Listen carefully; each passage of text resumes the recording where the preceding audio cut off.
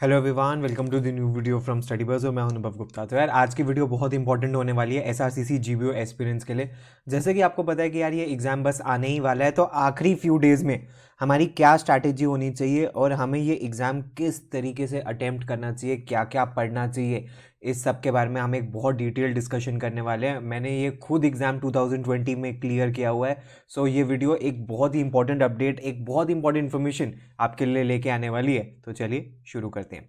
इससे पहले फ्रेंड्स हम स्टार्ट करें, I would like to request to please channel को सब्सक्राइब करके बेल आइकन जरूर प्रेस कर देना, ताकि सारी इंपॉर्टेंट वीडियोस की नोटिफिकेशन आपको मिलती रहे। और आप हमारे साथ इंस्टाग्राम पे भी कनेक्ट हो सकते हो। हमारा इंस्टाग्राम हैंडल है study_buzz_education।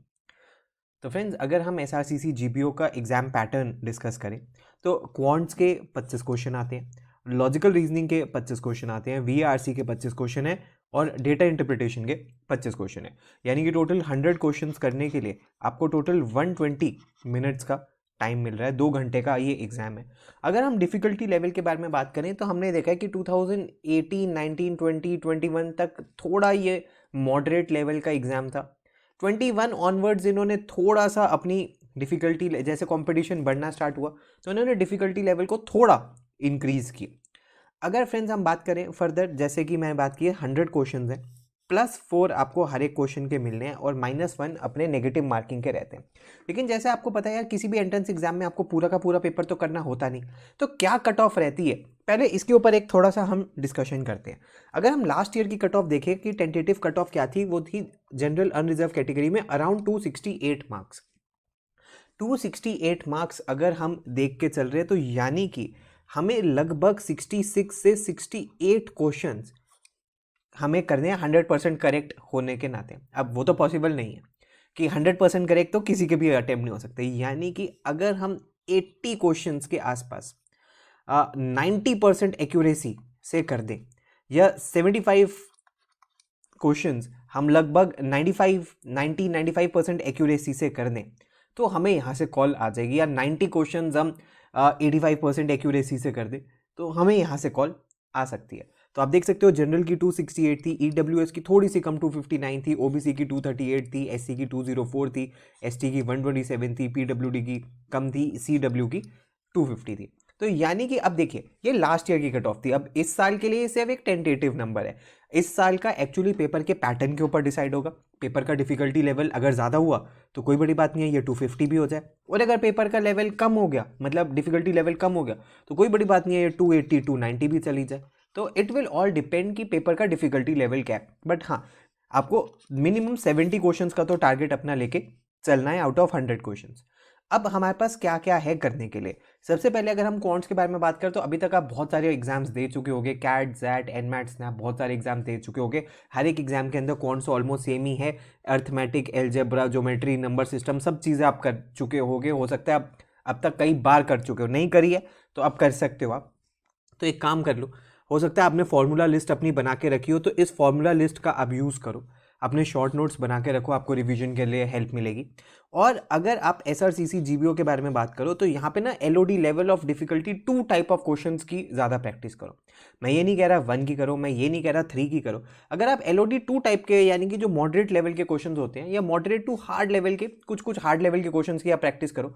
और उनको ज़रूर देखो कि लास्ट 2 से 3 साल के अंदर क्या पर्टिकुलरली पूछा गया, उस टाइप के क्वेश्चंस की आप प्रैक्टिस ज़्यादा करो। तो इसके लिए आप अगर पास्ट ईयर पेपर्स देखोगे तो आपको एक थोड़ा सा आइडिया मिल जाएगा कि एक्चुअली में क्या पूछा गया है पिछले कुछ सालों के अंदर। तो आपका फोकस होना चाहिए कि भाई क्वांट हमने काफ़ी प्रैक्टिस करी है, स्पीड बेस हमें यहाँ पे काम करना है कि 120 मिनट्स में हमें 100 क्वेश्चंस करने हैं, तो लेवल ऑफ डिफिकल्टी 2 के ऊपर हमें प्रैक्टिस करनी है। डीआई के बारे में हम बात करें तो डीआई के अंदर आपसे पूछे जाते हैं comparative graphs, tables and केसलेट्स, pie charts, puzzles, bar graph. इसकी भी आप अभी तक अगर आपने कई सारे एग्जाम्स दिए हैं तो आप इसकी भी काफ़ी ज़्यादा प्रिपरेशन कर चुके होंगे। अगेन यहाँ पे हमारा फोकस पास्ट ईयर को देखना जरूरी इसलिए ताकि हमें एग्जाम किसी तरीके से सरप्राइज ना कर दे कि यार ये क्या पूछ लिया, ये तो हमने एक्सपेक्ट नहीं किया था, ये किस नए टाइप का क्वेश्चन है। तो जब आप पिछले कुछ साल के क्वेश्चंस देख लेते हो तो आपको थोड़ा सा आइडिया लग जाता है कि यार हाँ, डीआई के अंदर पूछा जा रहा है 3 क्वेश्चन का केसलेट है, 4 क्वेश्चन का केसलेट है, 5 क्वेश्चन का केसलेट है। मोस्ट प्रोबेबली हो सकता है कि 4 क्वेश्चन का केसलेट हो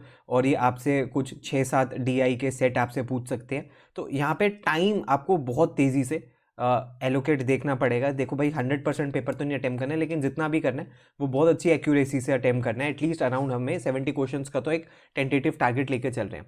अब आपको ये भी देखना है कि मान लो अगर आप डीआई में वीक हो तो क्या आप एलआर के अंदर अपने अटेम्प्ट बढ़ा सकते हो, क्योंकि एलआर में पूछा गया आपको course of action, statement on conclusion यानी कि क्रिटिकल रीजनिंग, आपसे linear arrangement, sitting position, circular arrangements पूछा जाता है, केसलेट्स एंड पजल्स पूछे जाते हैं, सीरीज, बेसिक एलआर में series completion, direction, missing number, clocks calendar, coding decoding, blood relation, syllogisms, basic LR के टॉपिक्स ये सारे आपसे पूछे जा सकते हैं।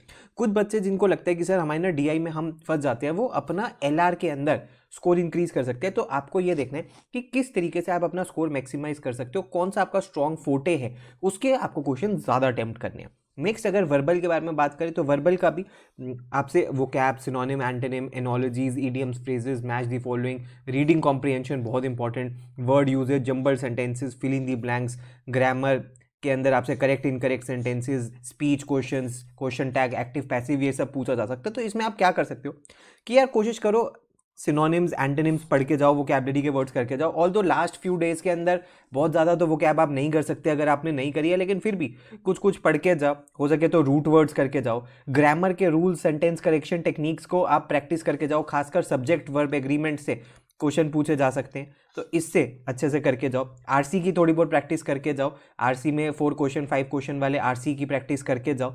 2 भी पूछे जा सकते हैं, 1 भी पूछा जा सकता है, आरसी में स्कोर आप कर सकते हो, तो इसकी आपको प्रैक्टिस करनी है। अब आप कैसे कर सकते हो कि जो ये हमने सारे टॉपिक्स डिस्कस करे, आप इनके टॉपिक वाइज टेस्ट भी कर सकते हो। लेकिन मान लो आपको लगे कि यार मेरे पास टाइम कम है, मुझे हॉलिस्टिक देखना है, तो आप फुल लेंथ मॉक्स भी दे सकते हो। फुल लेंथ मॉक्स आपको काफ़ी ज़्यादा हेल्प करते हैं। फॉर एग्जांपल अगर हम फुल लेंथ मॉक्स के बारे में बात करें, जैसे हमारी जो टेस्ट सीरीज़ है इसमें आपको 9-10 आपको ऑलमोस्ट 10 मॉक्स दिए जाते हैं। अब इसके अंदर आप क्या कर सकते हो, लास्ट फ्यू डेज के अंदर एक फुल लेंथ मॉक आप डेली दे सकते हो। एक मान लो आपने मॉक दे दिया, 120 मिनट का ये मॉक है, 2 घंटे का आपने बैठ के मॉक दे दिया। अगले 2 घंटे आपको एनालाइज करनी है अपनी मिस्टेक, 1 से 2 घंटे कि क्या गलती हो गई, और जो टॉपिक्स वीक थे उनको आप रिवाइज कर सकते हो, फॉर्मूले जो भूल गए थे उनको रिवाइज कर सकते हो। आपको पता लग जाएगा कि यार टाइम कंज्यूमिंग क्वेश्चंस कौन से हैं और कौन से क्वेश्चंस मुझे अटेम्प्ट करने हैं, कैसे मैं ABC स्ट्रैटेजी फॉलो कर सकता हूँ। A यानी कि जो मुझे अभी करना है, B यानी कि जो मुझे बाद में करना है, और C यानी कि जो मुझे छोड़ देना है। तो क्या चीज़ छोड़ देनी है, किस पे मैंने टाइम वेस्ट कर दिया, ये जब आप फुल लेंथ मॉक्स दोगे तो आपको काफ़ी ज़्यादा इसके अंदर हेल्प मिलेगी। अगर आप इस टेस्ट सीरीज़ में एनरोल भी करना चाहो तो आपको हमारी टेस्ट सीरीज़ की कंप्लीट डिटेल्स हमारी वेबसाइट के ऊपर मिल जाएंगी, लिंक नीचे डिस्क्रिप्शन बॉक्स में है। अब फाइनल पेपर के अंदर हमें किस तरीके से अपना टाइम एलोकेशन करना है, अगर हम चारों सेक्शन के बारे में बात करें कि चारों करने हैं हमें, लेकिन हम यहाँ पे कोई सेक्शनल कट ऑफ तो नहीं है, लेकिन अगर हम बात करें तो क्वांट्स पे हमें आउट ऑफ ये जो 120 क्वेश्चंस है, 120 मिनट्स है, जिसमें हम ये मान के चल रहे हैं कि यार हमें लगभग 70 क्वेश्चंस के आसपास अटेम्प्ट करने हैं। 70 से मान के चलते 80 क्वेश्चंस के आसपास हमें अटेम्प्ट करने हैं, इसके बीच में कहीं हमें अटेम्प्ट करने हैं। तो क्वांट पे हमें अप्रॉक्सीमेटली 35 से 40 मिनट्स देखने। और सबसे पहले जब आप क्वांट कर रहे हो तो आपको पिक करने हैं कि कौन से इजी क्वेश्चन है एंड मीडियम क्वेश्चन है, उनको पहले निपटाना है, और जो डिफिकल्ट क्वेश्चन है उनको छोड़ देना है। यहाँ पे टाइम वेस्ट नहीं करना।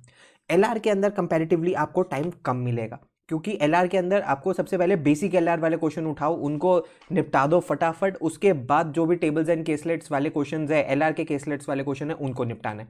यहाँ पे 20 से 25 मिनट है आपके पास। डीआई के अंदर आपके पास कंपैरेटिवली थोड़ा सा ज़्यादा टाइम होगा, आप मान के चल सकते हो 30 से 35 मिनट्स आप डीआई के अंदर स्पेंड कर सकते हो। अगेन स्ट्रैटेजी ये है कि वो सेट्स पहले पिक करनी है जिनको जल्दी से किया जा सकता है, जहाँ पे एक्यूरेसी ज़्यादा है, जहाँ पे हमारी प्रैक्टिस ज़्यादा है। जो बहुत ही ज़्यादा हार्ड लगे, जो बहुत ही ज़्यादा कॉम्प्लेक्स है, जिसमें 4 अगर वेरिएबल्स आ गए, उनको छोड़ा जा सकता है। एंड वर्बल के अंदर वैसे तो मैंने 20 से 25 मिनट बोला है, लेकिन मैं आइडियली बोलूँगा कि इस यहाँ पे 15 to 18 मिनट्स ही होने चाहिए। जो यहाँ पे एक्स्ट्रा टाइम बचे वो आप ताकि क्वांट, एलआर और डीआई के अंदर डिस्ट्रीब्यूट कर सको। यहाँ पे आपका प्रायोरिटाइज करने आरसी को, क्योंकि यहाँ पे सबसे ज़्यादा क्वेश्चंस हो सकते हैं। आरसी से एक ही आरसी पढ़ के फिर पैराजम्बल्स और वोकैब, तो ऐसे क्वेश्चंस है कि यहाँ पे बिल्कुल भी टाइम नहीं लगता, और ये बोनस मार्क्स है। वोकैब आती है तो आप फटाफट निपटा दोगे, और नहीं आती तो उसको फटाफट स्किप कर दोगे, उसमें बहुत ज़्यादा टाइम नहीं लगता। तो वर्बल के अंदर आपको इतना टाइम लगाना है ताकि डीआई के अंदर अगर आपको मान लो +5 to 8 मिनट्स लगें तो आप यहाँ पे आपको ये रूम मिल जाएगा। इसके अलावा final exam day strategy related कुछ इंपॉर्टेंट चीज़ें जो आपको अपने माइंड में रखनी है कि भाई जो भी एग्जाम की लोकेशन सेंटर है एक दिन पहले जाके देख लो, पता होने चाहिए। अच्छे से नींद अपनी पूरी करके जाना है। अटेम्प्ट्स एंड एक्यूरेसी का एक सही बैलेंस रखना है। ऐसा ना हो कि 90 अटेम्प्ट कर दे और एक्यूरेसी 50% हो गई, और ऐसा भी ना हो कि 50 ही क्वेश्चन अटेम्प्ट करे और एक्यूरेसी 90% हुई। अच्छा ठीक है, हो गई, लेकिन उसके बाद अपना काम नहीं होगा क्योंकि अपनी कट ऑफ मैच नहीं होगी। तो उसके लिए हमें कुछ 70 क्वेश्चंस के आसपास देखना पड़ेगा। Again it will depend on the difficulty level of the exams. उसके बाद ज़्यादा अटेम्प्ट करने से भी भाई नेगेटिव मार्किंग में काम खराब हो जाता है। कोई भी स्ट्रेस को अवॉइड करना है क्योंकि स्ट्रेस से सिली मिस्टेक्स होती हैं। कैलकुलेशंस के साथ बहुत ज़्यादा केयरफुल रहना है, खासकर डीआई के अंदर। कोई भी वाइल्ड गेसेस नहीं करनी वोकैबुलरी के क्वेश्चंस के अंदर, यहाँ पे नेगेटिव मार्किंग हो जाती है। And short notes and formula table अपना बना के रखना ताकि एग्जाम से पहले आप उसको रिवाइज कर सको। तो फ्रेंड्स, ये सब कुछ था एसआरसीसी जीपीओ के बारे में। तो ये एग्जाम के लिए I would like to wish you all the best. बस आने ही वाला है। ये जो मैंने स्ट्रैटेजी आपके लिए बताई है ये काफ़ी ज़्यादा आपको हेल्पफुल हो सकती है अगर आप इसको इंप्लीमेंट करते हो। अपने सारे फ्रेंड्स के साथ जरूर शेयर करना। अगर आप हमारी टेस्ट सीरीज में एनरोल करना चाहते हो तो हमारी वेबसाइट है www.studybuzz.co.in। यहाँ पे जाके आपको टेस्ट सीरीज की डिटेल्स मिल जाएंगी। आपकी कोई भी क्वेरी है तो आप हमें व्हाट्सएप ईमेल भी कर सकते हो। So thanks a lot, all the best, God bless you.